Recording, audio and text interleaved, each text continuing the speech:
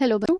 Let's have a look at this question which says a zinc rod weighing 25 grams was kept in 100 ml of 1 molar copper sulfate solution. After a certain time, the molarity of copper 2 plus ions in solution was 0.8. What was the molarity of sulfate ions? What was the mass of zinc rod after cleaning? Atomic mass of zinc is given as 65.4. Okay so एक zinc rod है जिसका initial wait क्या है 25 grams. उसको हम 100 ml of 1 molar copper sulphate solution में रख रहे हैं. ठीक है, एक सर्टेन टाइम के बाद मोलारिटी कॉपर 2 प्लस आयंस की चेंज होके 1 से 0.8 हो रही है. तो हमें सल्फेट आयन के मोलारिटी फाइंड आउट करनी है और जो इस प्रोसेस के बाद जिंक का मास फाइंड आउट करना है. ओके, की कंसेप्ट इज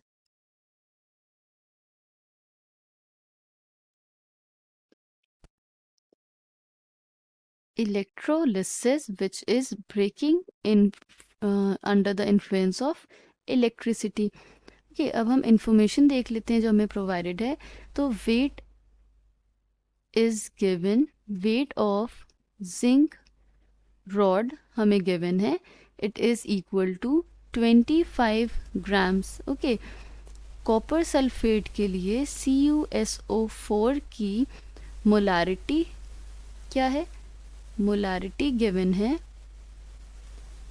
1 मोलर. ओके, और वॉल्यूम गिवन है 100 ml. ओके, तो जो मोलारिटी है final of Cu2 plus ions is equal to 0.8 molar. ये कब है? After a certain time. तो कुछ टाइम के बाद मोलारिटी क्या हो जाएगी? It will be 0.8 molar. हमें मास फाइंड आउट करना है और मोलारिटी फाइंड आउट करनी है, molarity of sulphate SO4 2 negative की मोलारिटी फाइंड आउट करनी है. इसके लिए हम देख लेते हैं कि हमें कितने मोल्स रिक्वायर्ड हैं कॉपर के जो वो कन्वर्ट हो रहे हैं.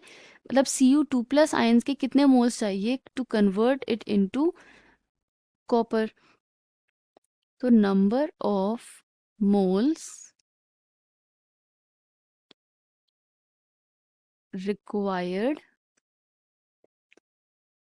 Bye Cu2 Cu conversion. इस कन्वर्जन के लिए हमें कितने मोल्स रिक्वायर्ड हैं हम ये कैलकुलेट कर रहे हैं.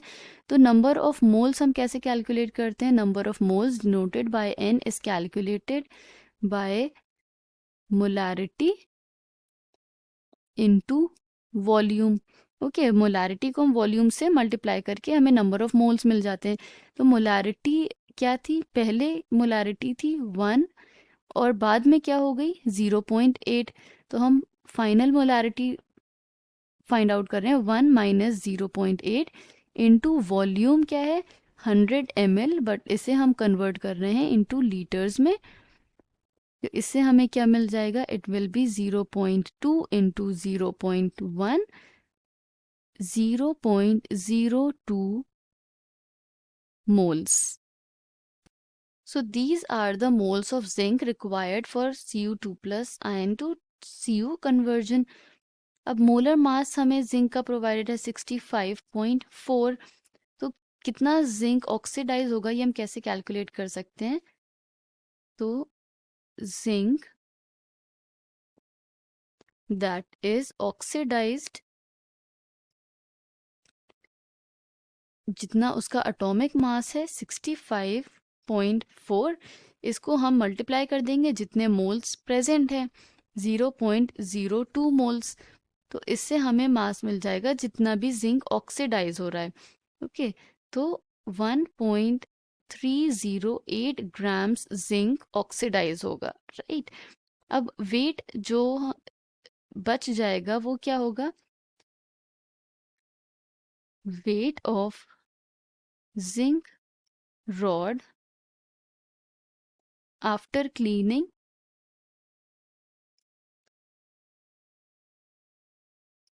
इसे कैसे फाइंड आउट करेंगे?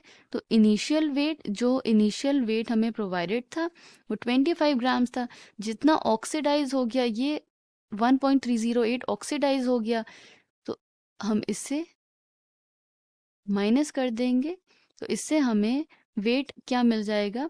23.692 ग्राम्स। ओके, तो इतना ग्राम्स ऑफ जिंक होगा जो रॉड क्लीनिंग के बाद जो मास होगा जिंक रॉड का, दैट विल बी 23.692 ग्राम्स। तो मोलारिटी हमने फाइंड आउट कर ली। हमने जिंक का मास फाइंड आउट कर लिया है। अब हमें मोलारिटी फाइंड आउट करनी है सल्फेट की। तो हम रिएक्शन देख लेते हैं क्या फॉर्म होती है रिएक्शन। तो जिंक रॉड को हम जब प्लेस करेंगे कॉपर सल्फेट सॉल्यूशन में, तो प्रोडक्ट्स हमें क्या मिलेंगे?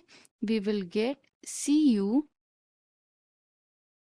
And ZnSO4 in aqueous form, right. तो अगर हम देखें तो सल्फेट आयन जो प्रेजेंट थे इन एक्वस फॉर्म, ये अभी भी प्रेजेंट हैं इन aqueous form in this reaction. इसके बेसिस पे हम कह रहे हैं दैट मीन्स के सल्फेट आयन का प्रेसिपिटेशन नहीं हो रहा है। ओके, तो SO4 ions are not precipitated। तो वो जैसे एक्वस फॉर्म में प्रेजेंट थे वो वैसे ही प्रेजेंट है, उनका प्रेसिपिटेशन नहीं हुआ है। Hence molarity will be same. तो इनिशियल मोलारिटी क्या थी? 1 मोलर कॉपर सल्फेट हमें प्रेजेंट था, इसमें हमें प्रोवाइडेड था 1 molar copper sulphate solution. That means कि मोलारिटी ऑफ SO4 2 माइनस क्या होगी? It will B 1 molar, right? So we have calculated the molarity of sulfate ions and the mass of zinc rod after cleaning. I hope you understood it well. Thank you and best of luck.